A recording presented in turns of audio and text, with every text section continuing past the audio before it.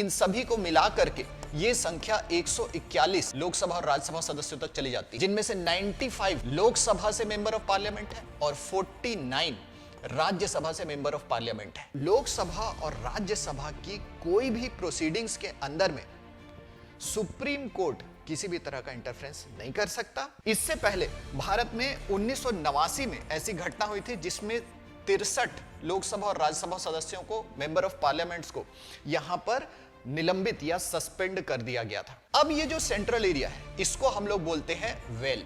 तो कोई भी सदस्य जो है वो बिना परमिशन के वेल में नहीं आ सकता। रूल 374 ऑफ द लोकसभा, अगर कोई पार्लियामेंटेरियन डिसरिगार्ड करता है चेयर को तो अंडर रूल 374A। हेलो दोस्तों, भारतीय संसद में 141 सांसदों को निलंबित कर दिया गया है, सस्पेंड कर दिया गया है। यह चौंकाने वाला घटनाक्रम आने वाले कॉम्पिटिटिव एग्जाम की दृष्टि से एक सोने की खान है और ऑब्जेक्टिव, सब्जेक्टिव टेस्ट और इंटरव्यूज में इससे रिलेटेड आपको क्वेश्चन पूछे जा सकते हैं। तो आज जो हम टॉपिक चर्चा में लेंगे वो है सस्पेंशन ऑफ एमपीज। क्यों होता है सस्पेंशन और इस सस्पेंशन को किस नियम के तहत किया जाता है और इसके क्या परिणाम होते हैं, इनके इंप्लीकेशंस पे आज हम लोग चर्चा करेंगे। तो ये जो घटनाक्रम है ये इसलिए चर्चा में आया क्योंकि 18 दिसंबर 2023 को लोकसभा और राज्यसभा के 78 सांसदों को, एमपीज को, मेंबर ऑफ पार्लियामेंट्स को सस्पेंड किया गया। 19 तारीख को यह घटनाक्रम और भी गहरा गया और एक बार फिर से 49 लोकसभा के और राज्यसभा के सदस्यों को सस्पेंड किया गया। पहले 14 एमपीज ऑलरेडी सस्पेंडेड थे, तो इन सभी को मिला करके यह संख्या 141 लोकसभा और राज्यसभा सदस्यों तक चली जाती है, जिनमें से 95 लोकसभा से मेंबर ऑफ पार्लियामेंट है और 49 राज्यसभा से मेंबर ऑफ पार्लियामेंट है। तो टोटल 141 लोकसभा और राज्यसभा के सदस्य अभी सस्पेंडेड चल रहे हैं, निलंबित चल रहे हैं। इनमें से सारे के सारे सदस्य आपके विपक्ष से आते हैं, ऑपोजिंग पार्टी में आते हैं।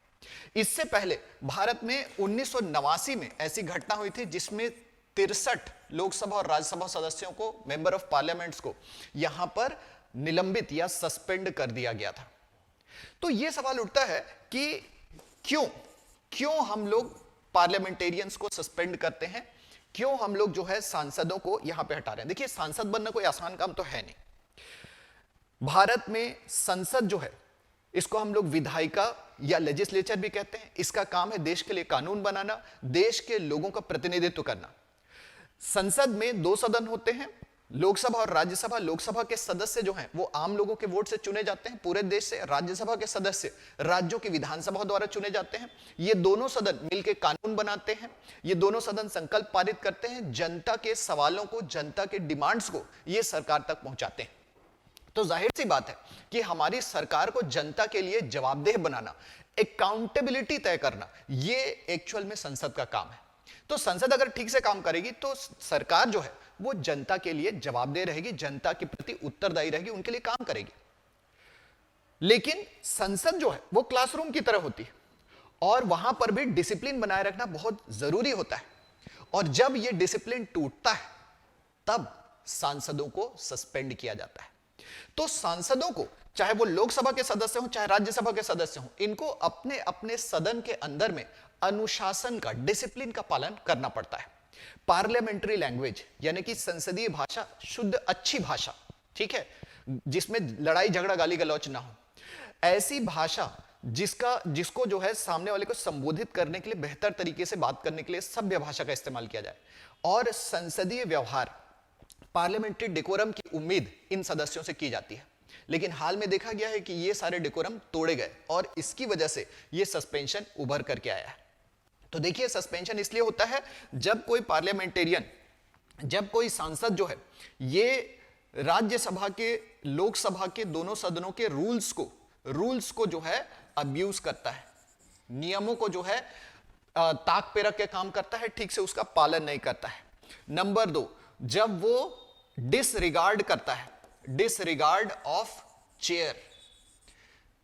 देखिए, लोकसभा में स्पीकर और राज्यसभा के अंदर में आपके चेयरमैन, ये जो है प्रिसाइडिंग ऑफिसर होते हैं, इनका काम है अपने हाउस में, लोकसभा और राज्यसभा में डिसिप्लिन मेंटेन करना। लेकिन डिसिप्लिन मेंटेन करने के लिए जब वो इंस्ट्रक्शंस देते हैं मेंबर्स को और मेंबर्स उनकी बात नहीं सुनते हैं, तब यहां पर मेंबर्स के अगेंस्ट सस्पेंशन की कार्यवाही हो सकती है। तीसरा, पार्लियामेंट्री डेकोरम जो होता है, पार्लियामेंट्री डेकोरम यानी कि संसद के अंदर व्यवहार का जो एक पैमाना होता है। जैसे हम क्लासरूम में चाहते हैं कि बच्चे शांत रहें, टीचर की बात सुने, उनसे क्वेश्चन पूछा जाए तो जवाब दें। जब उस तरह की बातों को करने बजाय बच्चे हल्ला गुल्ला करने लगते हैं, लड़ाई झगड़ा करने लगते हैं, बिल्कुल उसी तरह से हमारे सांसद भी कई बार जो है बच्चों की तरह लड़ाई झगड़ा करने लगते हैं, हल्ला गुल्ला करने लगते हैं, जिससे कि संसद की कार्यवाही जो है वो पूरी तरह से बाधित हो जाती है, डिसरप्ट हो जाती है।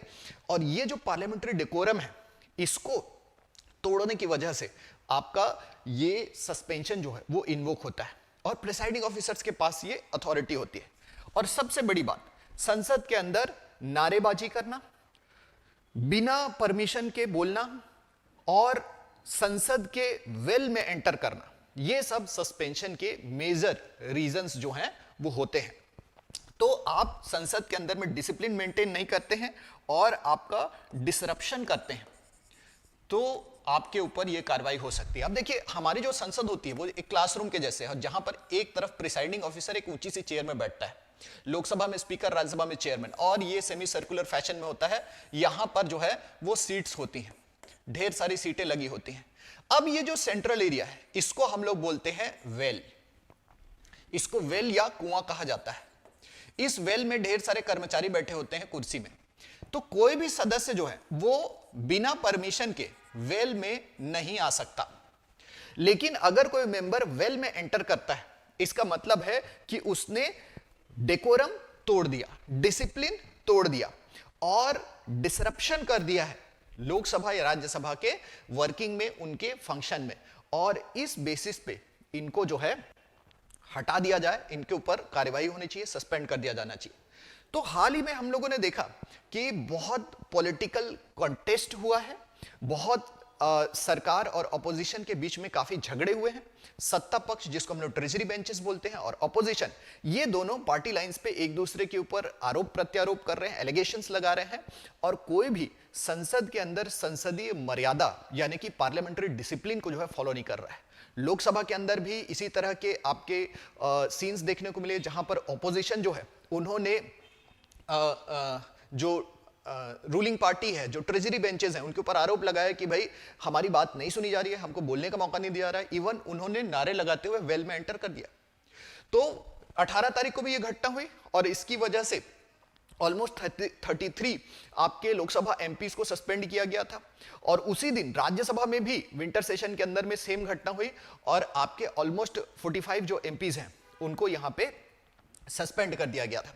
तो इस तरह से हम लोग देखते हैं कि ऑपोजिशन जो है वो अपनी बात सुनाने के लिए बार बार वेल में घुस जा रहा है, जिसकी वजह से हमारा जो पार्लियामेंट्री प्रोसेस है वो पूरी तरह से डिसरप्ट हो जा रहा है, और इसकी वजह से हमारे प्रिसाइडिंग ऑफिसर्स ने ये काम किया है। अब ये अगला क्वेश्चन आता है, how to suspend an MP. Lok Sabha या राज्यसभा में कौन है जो हमारे एमपीज को सस्पेंड करता है और कौन से ऐसे रूल्स हैं जिसके तहत इनको सस्पेंड किया जाता है। तो अभी आप देखिए, लोकसभा जो है हाउस ऑफ द पीपल, आपका लोग वोट डाल करके इनके मेंबर्स को चुनते हैं, और राज्यसभा जो है आपका काउंसिल ऑफ स्टेट, जिसमें जो है स्टेट लेजिस्लेटिव असेंबली के जो मेंबर्स हैं, विधायक जो हैं, वो वोट डाल करके हमारे सदस्यों को चुन करके भेजते हैं। तो लोकसभा के अंदर जो प्रिसाइडिंग ऑफिसर है, यहां पे आप लोगों को ध्यान देना है, प्रिसाइडिंग ऑफिसर। प्रिसाइडिंग ऑफिसर जो है ये आपका हिंदी में इसको पीठासीन अधिकारी बोलते हैं। लोकसभा के अंदर होता है स्पीकर, लोकसभा का अध्यक्ष भी कहते हैं इसको, और राज्यसभा के अंदर ये होता है चेयरमैन। हमारे कंट्री में जो वाइस प्रेसिडेंट होता है वही एक्स ऑफिशियो चेयरमैन होता है राज्यसभा का। तो जगदीप धनखड़ जो हमारे वाइस प्रेसिडेंट हैं वो चेयरमैन है राज्यसभा के, और ओम बिरला जो है वो हमारे स्पीकर हैं लोकसभा के, जिनको लोकसभा ने इंडिपेंडेंटली चुना है। अभी देखिए, स्पीकर के पास कुछ अथॉरिटी है लोकसभा में डिसिप्लिन इंपोज करने के लिए as presiding officer under Lok Sabha rules 373। Lok Sabha rule 373 में अगर कोई मेंबर लोकसभा की प्रोसीडिंग्स को डिसरप्ट करता है, लोकसभा की प्रोसीडिंग को डिसरप्ट करता है, तो उसके अगेंस्ट डिसिप्लिनरी एक्शन लेने का पावर स्पीकर के पास है। और स्पीकर उस मेंबर को जो कि लोकसभा के प्रोसीडिंग्स को डिसरप्ट कर रहा है, चाहे वो हल्ला कर रहा हो, चाहे वो तख्ती लेकर के खड़ा हो गया हो, चाहे वो वेल में घुस जा रहा हो, उसको जो है डिसरप्शन के बेसिस पे सस्पेंड कर सकता है। और सस्पेंशन पे भी अगर वो मेंबर लोकसभा के अंदर डिसरप्शन कंटिन्यू करता है तो प्रिसाइडिंग ऑफिसर्स मार्शल को बुला सकता है कि भैया आ जाओ। मार्शल्स जो हैं वो हट्टे कट्टे जवान होते हैं सीआरपीएफ के, वो एंटर करते हैं और प्रिसाइडिंग ऑफिसर के ऑर्डर पे अनरूली एमपी को, डिसरप्शन पैदा करने वाले एमपी को उठा करके वो बाहर ले जाते हैं, है ना। ऐसे बाहर ले जाके फेंक नहीं देते हैं, मतलब उनको बाहर जाने के लिए कहते हैं और एस्कॉर्ट करके ले जाते हैं। Rule number 374 is another rule where speaker can take action against a member of parliament in Lok Sabha. Rule 374 ये कहता है कि अगर कोई लोकसभा मेंबर अगर पार्लियामेंट के किसी रूल को अब्यूज करता है या फिर जो प्रिसाइडिंग ऑफिसर है जिसको हम लोग चेयर भी कहते हैं उसके ऑर्डर्स को डिसरिगार्ड करता है, if he disregards the chair, disregards the order of the chair, तो ये चेयर का मतलब यहां पर स्पीकर है, ठीक है। तो स्पीकर ने कोई इंस्ट्रक्शन दिया कि भाई आप लोग बैठ जाइए, अब कोई बैठ नहीं रहा है, ठीक है, वो बोल रहा है मेरा राइट है, मैं यहां पे बोल सकता हूं, तो वो अपने रूल्स को अब्यूज कर रहा है, अपने प्रिविलेज को अब्यूज कर रहा है, और लोकसभा मेंबर जो है वो चेयर यानी कि स्पीकर की बात को नहीं मान रहा है, और अपने इस पावर प्रिविलेज के अब्यूज की वजह से और अपने चेयर को डिसरिगार्ड करने की वजह से उसको जो है हम लोग क्या कर सकते हैं, उसको हम लोग सस्पेंड कर सकते हैं। तो जहां रूल 373 ये कहता है कि फॉर एन आवर और the rest of the day हम अपने लोकसभा के मेंबर को, लोकसभा के एमपी को सस्पेंड कर सकते हैं। 374 is a serious violation of rule, और इसके लिए 374 ए के अंडर में आपका रेस्ट ऑफ द सेशन के लिए यानी कि पूरे के पूरे सत्र के लिए यहां पर लोकसभा मेंबर को हम लोग सस्पेंड कर सकते हैं। तो यहां पर सस्पेंशन की बात आती है कि under rule 374 of the Lok Sabha अगर कोई पार्लियामेंटेरियन डिसरिगार्ड करता है चेयर को, तो under rule 374 A of the Lok Sabha, ये कॉन्स्टिट्यूशन का रूल नहीं है, कॉन्स्टिट्यूशन में आर्टिकल होते हैं, यहां पर रूल्स होते हैं, और ये हाउस रूल्स जो हैं वो इंस्पायर्ड है हमारे ब्रिटिश पार्लियामेंट से। तो house rule, Lok Sabha rules 374 A के अंडर में लोकसभा एमपी के सस्पेंशन का प्रोविजन है।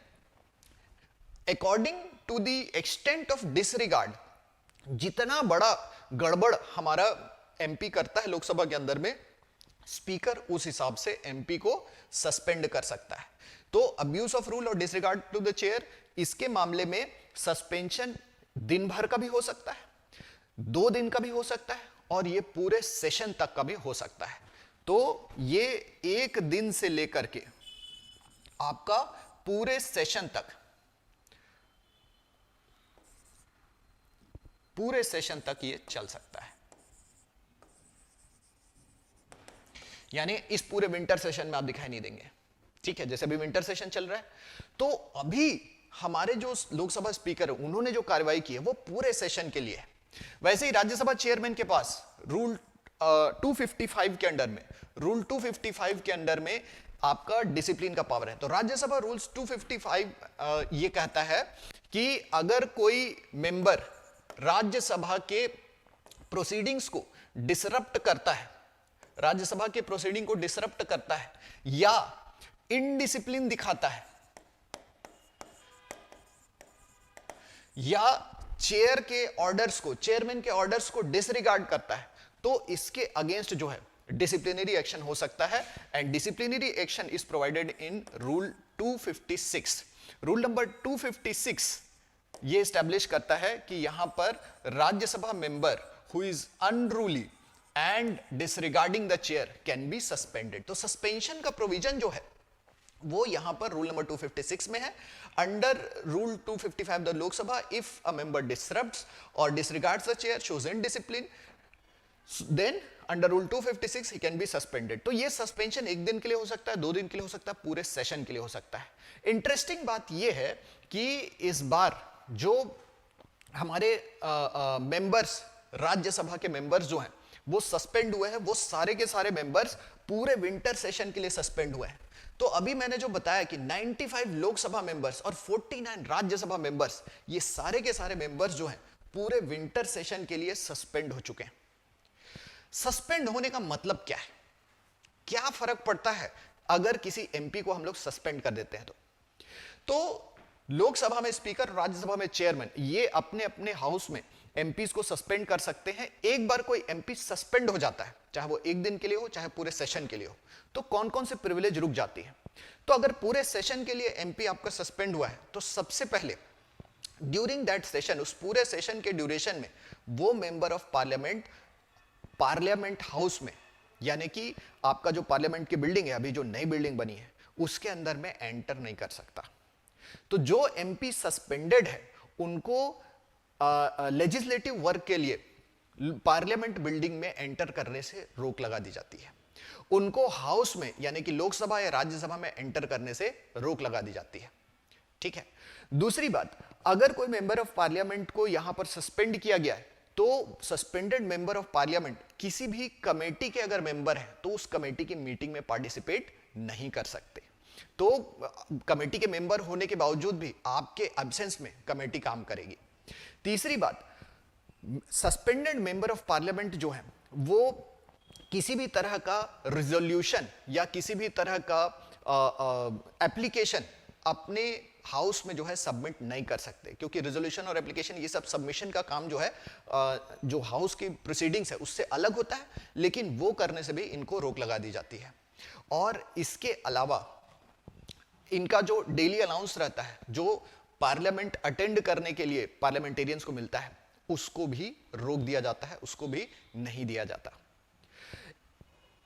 क्वेश्चन अगर किसी एमपी ने पूछा है और उनका क्वेश्चन आने वाला है, मान लीजिए स्टार्ड क्वेश्चन पूछा गया, starred questions are asked inside the house only and the minister answers. तो अगर कोई पार्लियामेंटेरियन अनरूली बिहेवियर की वजह से सस्पेंड हुआ है तो उसको क्वेश्चन पूछने के प्रिविलेजेस भी उस सेशन तक शन कर दिए जाते हैं, वो उसको नहीं दिए जाते। तो इस तरह से एक मेंबर ऑफ पार्लियामेंट का के जितने भी प्रिविलेजेस हैं वो सभी प्रिविलेजेस यहां पे रिवोक कर लिए गए हैं। ठीक है। तो इससे क्या होता है कि एक एमपी के होने और उसके जो कहना चाहिए कि ड्यूटीज और फंक्शंस है एज मेंबर ऑफ पार्लियामेंट, वो सारे के सारे यहां पे रुक जाते हैं। तो अगर ये सब हो रहा है तो मेंबर ऑफ पार्लियामेंट क्या कर सकता है? क्या वो कोर्ट जाकर के अपील कर सकता है कि जी मुझे गलत तरीके से निकाला गया है ना? जैसे कि अगर कोई क्लास टीचर है, उसकी क्लास में बच्चे हल्ला कर रहे हैं, बच्चों में से बदमाश बच्चों को उसने खड़ा किया, बोले तुम लोग हल्ला कर रहे हो, तुम लोग क्लास के बाहर जाके हाथ ऊपर कर खड़े हो जाओ, नील डाउन कर दो, घुटना टेक लो। अगर ऐसी कंडीशन आती है तो क्या हमारे जो बच्चे हैं वो क्लास टीचर के अगेंस्ट शिकायत करने के लिए प्रिंसिपल के पास चले जाएंगे? बोलेंगे कि सर क्लास टीचर जो है हमारे साथ ज्यादा जाति कर रहे हैं, गलत कर रहे हैं। तो यहां पर जो है ऐसा मामला नहीं हो पाता। क्यों नहीं हो पाता? तो हमारे जो मेंबर ऑफ पार्लियामेंट्स हैं ये अपने खिलाफ लिए गए एक्शन को चैलेंज करेंगे तो कहां करेंगे? तो ये सुप्रीम कोर्ट जा सकते हैं। ऐसा कुछ लोगों ने बोला कि हम लोग सुप्रीम कोर्ट चलते हैं, वहां पर हम लोग अपील करेंगे, केस फाइल करेंगे। लेकिन यहां पर एक चीज बहुत क्लियर कट है, under article 122 of the constitution, article 122 of the constitution ये कहता है कि लोकसभा और राज्यसभा की कोई भी प्रोसीडिंग्स के अंदर में सुप्रीम कोर्ट किसी भी तरह का इंटरफेरेंस नहीं कर सकता। यानी कि लोकसभा और राज्यसभा की प्रोसीडिंग्स जो है वो सुप्रीम कोर्ट के जुरिस्डिक्शन के बाहर है। तो दोस्तों यहां पे ध्यान देने की बात है कि हमारा जो टॉप कोर्ट है इसके जुरिस्डिक्शंस की लिमिटेशंस वहां पे है जहां पे आपके पार्लियामेंट के प्रिविलेजेस शुरू होते हैं। हमने इससे पहले ये देखा है कि पार्लियामेंटेरियंस के पास अपने प्रिविलेजेस होते हैं। पार्लियामेंटेरियन के प्रिविलेजेस क्या होते हैं कि अगर आप लोकसभा या राज्यसभा के एमपी हैं तो आपके पास जो है ड्यूरिंग द सेशन आपको कोई गिरफ्तार नहीं कर सकता, आपको कोई गवाही के लिए नहीं बुला सकता, ज्यूरी ड्यूटी आपकी नहीं लगा सकता। ठीक है। प्रेमाइसिस के अंदर में पुलिस एंटर नहीं कर सकती और हमारे जो पार्लियामेंटेरियंस हैं इनको अपनी बात बोलने का अधिकार है। राइट टू स्पीच और फ्रीडम ऑफ स्पीच, ये जो हमारा फ्रीडम ऑफ स्पीच है उसके अंदर में हमारे जो एमपीज हैं पार्लियामेंट में कुछ भी बोल सकते हैं, और वो जो बात बोलते हैं उसकी वजह से उनके ऊपर किसी भी तरह की आपकी जुडिशियल प्रोसीडिंग्स नहीं हो सकती। दैट्स वाई जितनी भी एक्टिविटीज होती हैं पार्लियामेंट के अंदर, उन सब एक्टिविटीज को सुप्रीम कोर्ट और हमारे जुडिशरी के जुरिस्डिक्शन से ही बाहर रखा गया है। तो जाहिर सी बात है ये पार्लियामेंटेरियंस जो हैं उनको सस्पेंड करने का जो डिसीजन हमारे लोकसभा और राज्यसभा के प्रिसाइडिंग ऑफिसर्स यानी स्पीकर और चेयरमैन ने लिया है, इसको ये लोग सुप्रीम कोर्ट में चैलेंज नहीं कर पाएंगे। हाँ, सुप्रीम कोर्ट ये कह सकता है कि because it is against the basic structure that means the parliamentary democracy of the Indian constitution, तो उसके ऊपर चर्चा कर सकते हैं, लेकिन ये बहुत एक फार फेच्ड आइडिया है और अभी तक सुप्रीम कोर्ट ने पार्लियामेंट्री प्रोसीडिंग्स में किसी भी तरह से इंटरप्ट नहीं करने का ही स्टैंड लिया है आज तक। तो इसका मतलब है कि ये एमपीज जो हैं वो पूरे विंटर सेशन में सारे 141 एमपीज सस्पेंडेड रहने वाले हैं। आगे हम लोग देखते हैं कि इस घटना के इंप्लीकेशंस क्या हैं। तो एक तरफ तो हमारे जो ऑपोजिशन एमपीज हैं वो हो गए हैं बाहर। इन ऑपोजिशन एमपीज में हम लोग बोले शशि थरूर, मनीष तिवारी, अधीर रंजन चौधरी, सुप्रिया सुले, डीएमके नेता दयानिधि मारन, ऐसे बहुत फेमस नाम हैं जो लोग ऑपोजिशन पार्टी में से।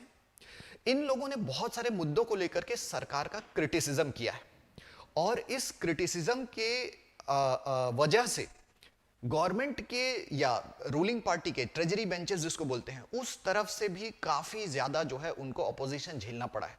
तो एक बहुत ज्यादा पॉलिटिकली मोटिवेटेड हमारा एक माहौल तैयार हुआ है। तो इस माहौल में सबसे पहला इंप्लीकेशन तो ये है कि इतने सारे सांसदों का जो सस्पेंड होना है वो एक तरह से हमारे डेमोक्रेटिक प्रोसेस में एक बहुत बड़ा हिंड्रेंस पैदा करता है। सबसे पहले तो हमारे जो बिल्स हैं, हमारे जो लेजिस्लेशन है, ये अटक जाएंगे। 2 बिल पास होने थे, एक तो टेलीकम्युनिकेशन बिल और दूसरा पोस्टल रिफॉर्म्स बिल। ये दोनों बिल जो विंटर सेशन में के एजेंडे में थे, ये दोनों पास किए जाने थे, ये दोनों अटक जाएंगे। इन दोनों को अगर पास भी कर दिया गया तो अपोजिशन हमेशा ये स्टैंड रखेगा कि ये दोनों बिल हमारे से पूछे बिना या हमारे से डिस्कस किए बिना ही पास कर दिए गए। दूसरी तरफ ये हमारी कंट्री की इमेज पे भी बहुत गहरा असर डालता है कि हमारी कंट्री में पार्लियामेंट्री डेमोक्रेसी है, फ्रीडम ऑफ स्पीच है, ऑपोजिशन को अपनी बात कहने का अधिकार है, लेकिन ऑपोजिशन के मेंबर्स को हम लोग सस्पेंड कर दे रहे हैं, जिसकी वजह से हमारी कंट्री में right to speech, freedom of speech जो है वो बहुत लिमिटेड दिखाई देता है और ऐसा लगता है कि ऑपोजिशन को दबाया जा रहा है। तो कंट्री की जो एक फ्रीडम वाली इमेज है, एक पार्लियामेंट्री डेमोक्रेसी की जो इमेज है, इस पर एक जो है बहुत बड़ा असर पड़ता है। तीसरा, हमारे जो पार्लियामेंट है इसकी भी अपनी एक इमेज है लोगों के बीच में कि पार्लियामेंट इज ए पोडियम। ये जो है एक हमारे आम जनता के प्रतिनिधियों का, उनके रिप्रेजेंटेटिव्स का जो है एक पोडियम है और आम जनता की आवाजें लोग यहां उठाते हैं। तो पार्लियामेंट पे लोगों का जो भरोसा है ये जो है कम होता हुआ दिखाई देता है, इसके अगेंस्ट जाता है। देखिए, पार्लियामेंट के अंदर में हर तरह की बात होनी चाहिए। यहां पर सांसद अपनी इच्छा से बात कर सके, अपने लोगों की बातें कर सके जो जिन लोगों के ट्रस्ट से आए हैं। इसके अलावा यहां पर जो है सांसद क्रिटिसाइज कर सकें गवर्नमेंट के स्टेप्स को, कि किसी तरह के गवर्नमेंट के या किसी एक्ट के, किसी कानून के अंदर में कोई कमजोरियां हैं उसको खुल के बोल सकें और इससे जो है देश के लोगों को ज्यादा से ज्यादा बेनिफिट हो सके। ये हम लोग अपने पार्लियामेंटेरियन से उम्मीद करते हैं। लेकिन यहां पे देखने को मिलता है कि हमारे सांसद ही हल्ला गुल्ला करते हैं, पार्टी लाइन के आधार पे एक दूसरे के ऊपर आरोप लगाते हैं, जिसकी वजह से माहौल हो जाता है एकदम पॉलिटिकल और जो देश के लोगों के का जो ट्रस्ट है वो इस पे चला जाता है। लोग ये सोचते हैं कि पार्लियामेंट में खाली चिल्लम चिल्ली होता है, धरना प्रदर्शन हाय हाय ही करते रहते हैं। तो ये जो ट्रस्ट है इसके ऊपर बहुत बड़ा असर देखने को मिलता है। और एक बहुत बड़ी बात यहां पे ये है कि हमारा जो विंटर सेशन है इसके बाद आएगा बजट सेशन और बजट सेशन के ठीक बाद है हमारा चुनाव। तो चुनाव से पहले जो देश के अंदर एक माहौल काफी पॉलिटिकली चार्ज हो जाता है, लोग बहुत ज्यादा राजनीति के बारे में सोचने लगते हैं कि अगला नेता कौन होगा, हम लोग वोट डालेंगे। तो लोकसभा चुनाव जो होने वाले हैं उसको ध्यान में रखते हुए हमारी कंट्री में पॉलिटिकल नैरेटिव को कंट्रोल करने की कोशिश की जा रही है। पॉलिटिकल नैरेटिव या राजनीति की कहानी, ठीक है। तो पॉलिटिकल नैरेटिव को जो है कंट्रोल करने का यहां पे प्रयास किया जा रहा है। देखिए ऑपोजिशन जो है वो यहां पर इस तरह का पोजीशन ले रही है। ऑपोजिशन का कहना है कि हम लोग यहां पे गवर्नमेंट को करना चाहते हैं क्रिटिसाइज, गवर्नमेंट की जो फेलियर्स है उसको सामने लाना चाहते हैं। ऑपोजिशन ये कह रहा है कि गवर्नमेंट ने जो है संसद की सिक्योरिटी ठीक से नहीं रखी। कुछ दिन पहले संसद में कुछ इंट्रूडर्स आ गए, उन्होंने गैस कैनिस्टर के थ्रू जो है गैस छोड़नी शुरू कर दी, सांसदों की जान खतरे में पड़ सकती थी। लेकिन ये जो सिक्योरिटी ब्रीच है इसके ऊपर होम मिनिस्टर को आकर के बात कहनी चाहिए, एक बयान देना चाहिए। और यहां पर जो है गवर्नमेंट की जो सीरियसनेस है पार्लियामेंटेरियंस की सिक्योरिटी को लेके उसको क्रिटिसाइज करने की बात ऑपोजिशन वाले कह रहे थे, और गवर्नमेंट के अलग अलग फेलियर्स को भी सामने लाने की कोशिश कर रहे थे। वहीं आपका जो हमारे रूलिंग पार्टी है या जिनको हम लोग ट्रेजरी बेंचेस कहते हैं, तो रूलिंग कोएलिशन जो है ये भी एक ओपन डिस्कशन के बजाय एलिगेशन का गेम खेल रहा है। रूलिंग कोएलिशन का ये कहना है कि हम लोग लेजिस्लेटिव एजेंडा को आगे बढ़ा रहे हैं, देश का डेवलपमेंट कर रहे हैं, सबका साथ सबका विकास। लेकिन ऑपोजिशन जो है वो हर चीज का क्रिटिसिज्म करता है और देश के विकास में उनको इंटरेस्ट नहीं है। वो लोग देश को जो है डिसरप्ट या रिग्रेसिव स्टेट में ले जाना चाहते हैं। तो रूलिंग कोएलिशन का अपना एक नैरेटिव है, उनकी अपनी कहानी कि हम विकास कर रहे हैं, ये ऑपोजिशन वाले सब गड़बड़ कर रहे हैं। ऑपोजिशन का कहना है कि रूलिंग कोएलिशन जो है वो हम लोग को ओपनली बात करने का मौका नहीं दे रहा है, हम लोग को दबा रहा है। तो ये जो है ऑपोजिशन वालों का कहना है कि रूलिंग पार्टी जो है वो ऑटोक्रेटिक है, तानाशाह है, और रूलिंग कोएलिशन का कहना है कि ऑपोजिशन वाले विकास विरोधी हैं, डेवलपमेंट के अगेंस्ट है। तो जिसकी बात जितनी जोर से होगी पब्लिक तक पहुंचेगी, उसका पॉलिटिकल नैरेटिव जीतेगा और अगले लोकसभा इलेक्शन में उसको ज्यादा सीट मिलने के चांस है। अभी देखिए लोकसभा में जिसको ज्यादा सीटें मिलती हैं उसी पार्टी या उसी कोएलिशन को ट्रस्ट मिलता है, लोकसभा का विश्वास, और उसी विश्वास के आधार पर हमारे यहाँ सरकार बनती है। ठीक है, पार्लियामेंट्री डेमोक्रेसी में गवर्नमेंट को हर समय हर क्षण आपका लोकसभा में मेजॉरिटी हासिल होना जरूरी है। इसलिए लोकसभा इलेक्शन के समय सारी पार्टियां ये कोशिश करती हैं कि जनता को वो कहानी सुनाए जिस पे वो भरोसा करे और उस पार्टी उस कोएलिशन के लोग जीत करके आए और उनके मेजॉरिटी से वो लोग सरकार बनाने की कोशिश कर सके। तो देखिए पॉलिटिकल नैरेटिव और उसको लेकर के झगड़ा होना स्वाभाविक है, लेकिन 141 एमपीज का सस्पेंड हो जाना और उस सस्पेंशन के बाद जो नेशनल और इंटरनेशनल लेवल पर ट्रस्ट डेफिसिट पैदा होगा उसका जवाब कौन देगा। विपक्ष के सांसदों ने इस घटना को मर्डर ऑफ डेमोक्रेसी कहा है। तो ये मर्डर ऑफ डेमोक्रेसी शब्द जो है ये आगे एक बहुत गहरी गूंज की तरह सुनाई देगा कि हमारा पार्लियामेंट जो लोगों के रिप्रेजेंटेटिव के तौर पे जनता के प्रतिनिधियों की संस्था है कितना इफेक्टिव है। तो आगे आने वाले समय में इंटरव्यू और ऐसे के क्वेश्चन के रूप में ये पार्लियामेंट के इफेक्टिवनेस और पार्लियामेंट के अंदर डिसिप्लिन की जो बात है वो क्वेश्चन के रूप में आपके सामने हमेशा आ सकती है, जिस पे आप इन पॉइंट्स पे आसानी से डिस्कस कर सकते हैं। इसी के साथ आप सभी को best of luck. Thank you.